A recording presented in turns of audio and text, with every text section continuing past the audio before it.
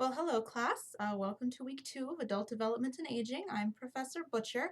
I made some videos last week that did not get uploaded due to a YouTube error. So I will get those uploaded for you to just kind of zoom through. But in the meantime, let's move forward with week 2, shall we? So this week you're reading chapters 1 and 2 of the text. Again, please don't feel like you need to memorize every last paragraph.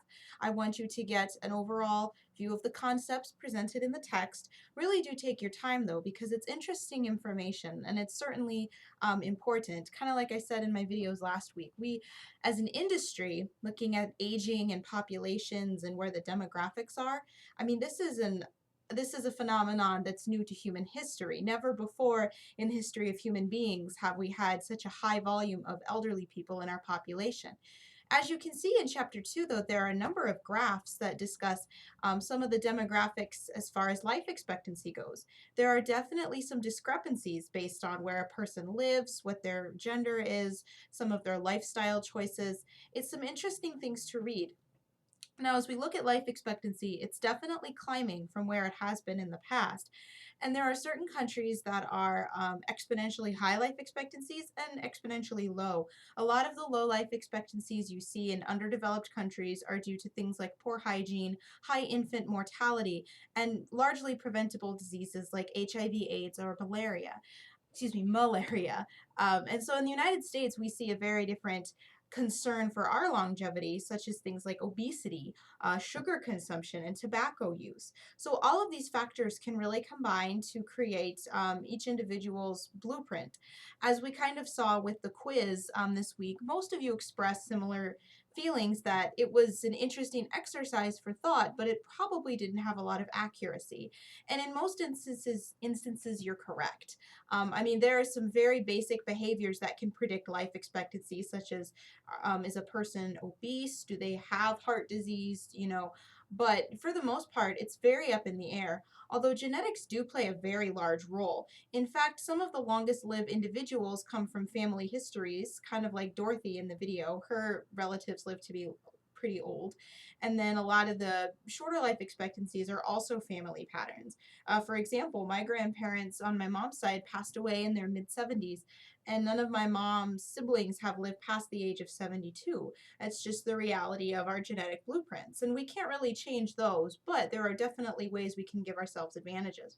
Now, in chapter 2, looking at diversity, one thing I just wanted to point out, which is interesting, for the first time in the history of the world last year, the oldest living person was an African American. The same is currently true for the current world's oldest person as of today. Her name is Geraldine Talley. Look her up on Wikipedia if you want to. I believe she's 116, and I think she lives in Alabama or Arkansas, somewhere in the South. But anyway, typically the world's longest person has been of white or Hispanic descent, and now we have Black women who are outliving everyone else. So just interesting stuff. It doesn't necessarily mean a lot or a little. It's just fascinating to study. Anyway, in chapter 1, kind of backpedaling a little bit, we're just kind of looking at the demographic shift as it is, the graying of America. We're outlining a lot of terms that we're going to see a lot in the book, things like health span or plasticity. I think plasticity is really important because it really does point to the miraculous creation of the human body.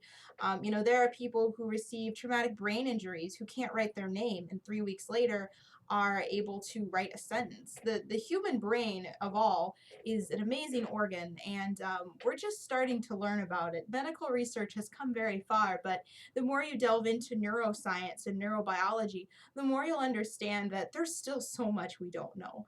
But anyway, one thing you'll learn about me in these video lectures is I tend to get a little bit excited about some of these concepts, which is good. That's how you should be too, especially in the reading. There is a large bulk of reading in this class, and I don't want that to intimidate you. Just give yourself time, practice your time management, and let yourself become interested in some of these topics. Now, as far as this week goes, for your actual assignments, you've got an essay due on Sunday, your discussion posts due tomorrow. Good work on the discussion post for the first week. You all used your sources well. There are a couple of APA mistakes, but I'm going to be pretty lenient the first week or so on those. But good critical thinking and good insight. So please keep up the good work. For those of you who are on tours, I'm going to postpone grading your material until you can return and update your posts. I understand you're away and that's out of your control. But for the rest of you, you should have received your grades on your discussions, and I'm finishing up the grades of the essays. But keep doing the positive things. I like the critical thinking. I like the way you're using the information. I'm not a big fan of drop in quotes. This is a completely made up statistic. So to say, sometimes older people suffer from skin disease. Quotation, the CDC says that so many people suffer from this skin disease, end quotation. I don't really like that as much because it doesn't have a good flow to it, as we're looking at the quality of the writing. But B, I think it's very easy to let that encourage laziness as far as critical thinking goes. So remember to be leading into these quotations and discussing their implications, as most of you have been doing. So keep that up. That's really all I have for week 2. If you have questions or want to dive deeper, I take appointments by Skype. I live in Milwaukee, Central Time Zone, so I can set up Skype appointments. Otherwise, shoot me an email or post to the discussion thread. But we're off to a good start, class, and let's continue the momentum.